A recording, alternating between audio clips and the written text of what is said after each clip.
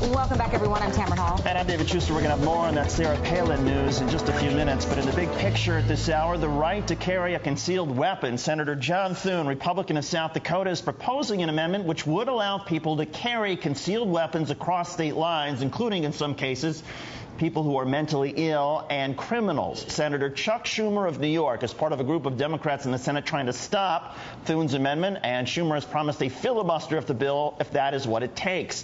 Thune's amendment is part of a military budget bill. The Senate is expected to vote on the measure tomorrow. And David, in the bigger picture, does it make sense to allow concealed weapons to be carried across state borders? Will that help prevent gun crimes and accidental shootings, or will it result in a lawless society where shootouts are common? That is always a part of the conversation when you talk about gun laws. Well, no fewer than 450 mayors from across the country signed on to this full-page ad. It's actually running in USA Today, and it asks the Senate, will you stand with us or gut our public safety laws? And joining us live from Capitol Hill is Senator Robert Menendez, a Democrat from New Jersey.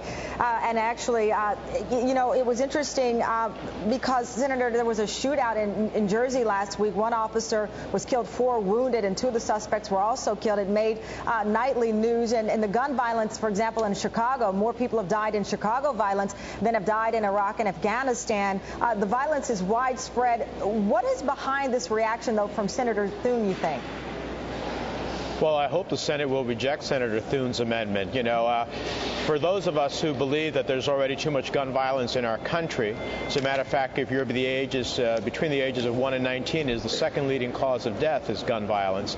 The reality is that we don't need to have concealed weapons where law enforcement doesn't know that the person they're stopping in a simple traffic accident case may very well have a concealed weapon on them. And particularly what I would say is that, look, for those states who permit it, fine, but to impose the will of another state upon the safety of citizens, let's say in New Jersey, that has much more stricter concealed gun laws, ultimately is just simply fundamentally wrong. And that is the heart of the debate that many who agree with you bring up. But we actually asked Senator Thune to appear on today. He was unable to do so, but he did have this response to this, and I want to read it. He says, since criminals are unable, I should say, to tell who is and who is not carrying a firearm just by looking at a potential victim, they are less likely to commit crimes when they fear that they may come in direct contact with an individual who is armed. And I remember when Texas was looking at concealed handguns and it passed, that was always a part of the argument that the bad guy doesn't know who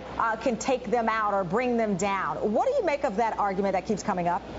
I make the argument that the good guys, the people who protect us every day in uniforms, like Officer DiNardo, who died today from Jersey City in the line of duty, and Officer Camacho, who is hanging on by a thread of life in New Jersey in a hospital, and the officers who were shot yesterday as well in New Jersey, that they won't know the good guys from the bad guys. All they'll know is that they'll have greater risk. That's why mayors and governors have said, look, if our laws are stricter, then permit our laws to protect our citizens to be preserved. Do not create a federal mandate across the landscape of this country. Do not ultimately obliterate state rights here. And it's interesting, for the longest time, the NRA took a position that states should have the right to control their own set of circumstances and the law. Now, because they feel they have more votes in the Congress, they're obliterating states' rights, and they want to dictate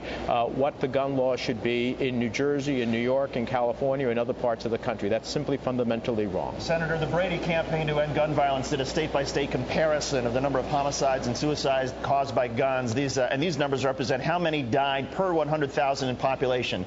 South Dakota, 77, New Jersey, 492, New York, 1,002, California, 3,363.